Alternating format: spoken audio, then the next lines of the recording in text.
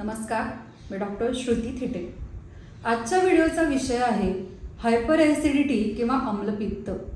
कारण आजकाल हा कॉमनली दिसून येणारा प्रॉब्लेम आहे आणि याच्यावर फक्त अँटासिड्स घेणं किंवा औषधं घेणं गरजेचं नाही किंवा पुरेसं नाही आहे। त्यासाठी तुम्ही तुमच्या आहारामध्ये काही पथ्य पाळणं गरजेचं आहे। तुमच्या जीवनशैलीमध्ये काही नियमांचं पालन करणं गरजेचं आहे। चला बघूया की आम्लपित्त म्हणजे काय, त्याची कारणं कोणती किंवा आम्लपित्ताची लक्षणं काय आहेत, यासाठी तुम्ही घरगुती स्वरूपात काय चिकित्सा किंवा काय उपाय करू शकता। माधव निदान या ग्रंथामध्ये आम्लपित्ताबद्दल असा श्लोक आलेला आहे, अविपाक क्लमोत्क्लेश तिक्त अम्लोद्गार गौरवैहि हृत्कंठदाह अरुचिर्भिः आम्लपित्त वदेत भीषण। म्हणजे काय? अविपाक म्हणजे काय की खाल्लेल्या अन्नाचं व्यवस्थित पचन झालेलं नाही, अजीर्ण किंवा इनडायजेशन आहे। क्लम म्हणजे काय की खूप प्रमाणात थकवा जाणवणं। उत्क्लेश म्हणजे काय की मळमळणं किंवा उलटी आल्यासारखं वाटणं किंवा उलटी होणं। काही वेळा रुग्णाला किंवा व्यक्तीला उलटी झाल्यानंतर खूप बरं वाटतं। तिक्त अम्लोद्गार म्हणजे काय की आंबट तिखट असे सतत ढेकर येत राहणं। त्याच्यानंतर हृत्कंठदाह म्हणजे काय की बर्निंग सेन्सेशन किंवा हार्ट बर्न ज्याला आपण म्हणतो, किंवा छातीमध्ये घशामध्ये सतत जळजळणं। गौरव म्हणजे शरीरात जडपणा, हेवीनेस असणं। आणि अरुची म्हणजे काय की भूक न लागणं किंवा जेवणाची इच्छा न होणं। ही सर्व लक्षणं ज्या व्याधीमध्ये दिसतात त्याला आम्लपित्त म्हणतात। चला बघूया की आम्लपित्त होण्यामागची कारणं काय आहेत। पहिलं कारण म्हणजे जेवणाच्या वेळा। सकाळी उठल्यानंतर पोट साफ होत असेल किंवा आदल्या दिवशी घेतलेल्या आहाराचं व्यवस्थित पचन होत असेल, भूक खूप चांगल्या प्रकारे लागत असेल आणि त्यानंतरच जर तुम्ही आहाराचं सेवन करत असाल तर तो आहार व्यवस्थित पचणार आहे। आजकाल काय केलं जातं की वेळ बघून किंवा ऑफिसला जायचं आहे म्हणून एक रुटीन फॉलो करण्यासाठी आपण जेवण करतो। आयुर्वेदामध्ये काय सांगितलेलं आहे की अध्यशन म्हणजे काय की भूक नसताना, आणि अजीर्णाशन म्हणजे काय की भूकही नाही आणि खाल्लेल्या आहाराचं व्यवस्थित पचन झालेलं नाही, आणि असं असताना जर तुम्ही आहार सेवन करत असाल तर आम्लपित्तासारखे व्याधी निर्माण होणार आहेत। दुसरं कारण म्हणजे उपवास किंवा ज्याला आपण लंघन म्हणतो। आजकाल 16 तासांचं फास्टिंग केलं जातं।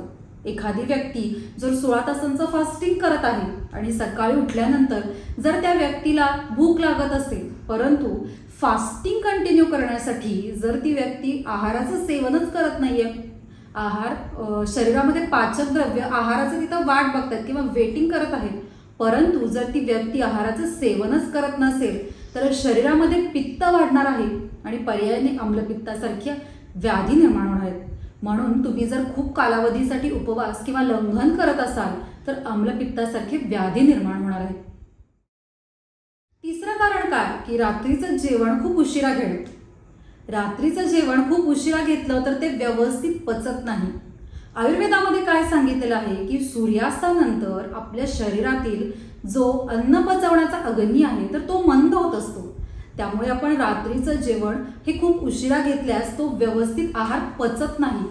तुमची रात्रीची झोप आणि रात्रीचं जेवण यामध्ये कमीत कमी 3 तासांचं अंतर असणं गरजेचं आहे। आजकाल लोक काय करतात तर रात्री खूप उशिरा झोपतात आणि सकाळी खूप उशिरा उठतात। यामुळे काय होतं की शरीरात वात आणि पित्त वाढत आहे आणि त्या अनुषंगानं त्या संदर्भातल्या व्याधी निर्माण होत आहेत।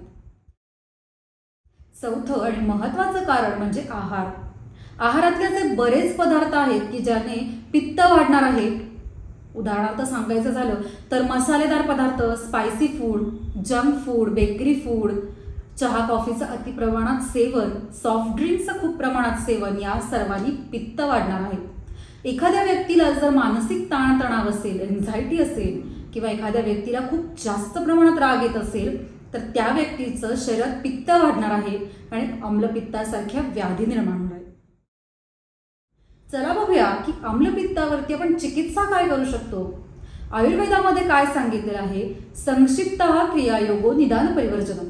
म्हणजे काय की ज्या कारणांनी व्याधी निर्माण होतोय त्या कारणांचा त्याग करणं। मगाशी सांगितलेल्या कारणांनी जर आम्लपित्त व्याधी निर्माण होतोय तर ती कारणं कमी करणं। म्हणजे काय की एखादी व्यक्ती बघू शकते की आपण आहारातील कोणत्या पदार्थांमुळे आपल्याला पित्त वाढत आहे आणि त्या आहारातील पदार्थांचा त्याग करणं किंवा ते पदार्थ खूप प्रमाणात कमी घेणं ही एक चिकित्सा होऊ शकते. चला बघूया की घरगुती स्वरूपात तुम्ही काय चिकित्सा किंवा काय उपाय करू शकता. सगळ्यात पहिलं म्हणजे खडीसाखर आणि तूप यांचं सेवन. सकाळी उठल्यानंतर खडीसाखर आणि तूप यांचं सेवन केल्याने आम्लपित्तासारखी लक्षणं कमी होतात. तूप हे वात आणि पित्त कमी करणार आहे, तर खडीसाखर शरीरात थंडावा निर्माण करणारी आहे. त्यामुळे अर्धा ते 1 चमचा खडीसाखरेची पावडर तुपामध्ये एकत्र करून त्याचं सेवन करायचं आहे. दुसरा उपाय म्हणजे काळे मनुके. 8 ते 10 काळे मनुके तुम्ही रात्री झोपताना भिजत ठेवायचे आहेत आणि सकाळी उठल्यानंतर हे मनुके चावून खायचे आहेत आणि ते पाणी देखील प्यायचं आहे. त्यानंतरचा उपाय म्हणजे धण्याचं पाणी. तुम्ही रात्री झोपताना 10 ते 12 धणे पाण्यात भिजवत ठेवायचे आहेत आणि सकाळी उठल्यानंतर हे पाणी गाळून घ्यायचं आहे. यामध्ये तुम्ही चिमूटभर खडीसाखरेची पावडर देखील घालू शकता. यामुळे काय होणार आहे की शरीरातील पित्त कमी होणार आहे. त्यानंतरचा उपाय म्हणजे सब्जा बी, ज्याला आपण वन तुलसी किंवा स्वीट बेसिल सीड्स असं म्हणतो. रात्री झोपताना हे सब्जा बी भिजत घालायचं आहे आणि त्याचं सेवन तुम्ही करू शकता. याचं सेवन तुम्ही सरबत किंवा नारळाच्या पाण्यासोबत देखील करू शकता की ज्यामुळे शरीरातील पित्तदोष कमी होणार आहे. त्यानंतरचा उपाय म्हणजे ज्येष्ठमधाचं चूर्ण. अर्धा ते 1 चमचा ज्येष्ठमध चूर्ण मधातून तुम्ही दिवसातून 1 ते 2 वेळा सेवन करू शकता. त्यानंतरचा उपाय म्हणजे शतावरी कल्प किंवा शतावरी चूर्ण. शतावरी कल्प हे पित्तदोष कमी करणार आहे, शरीराला स्ट्रेंथ देणार आहे. तुम्हाला जर वजन वाढवायचं असेल तर शतावरी कल्प अतिशय उत्तम आहे. त्यामुळे आम्लपित्तासारख्या लक्षणांवर तुम्ही शतावरी चूर्ण किंवा शतावरी कल्पाचं सेवन करू शकता. चला बघूया की आहारातील कोणते रस किंवा आहार तुमचा कोणत्या रसात्मक असायला हवा.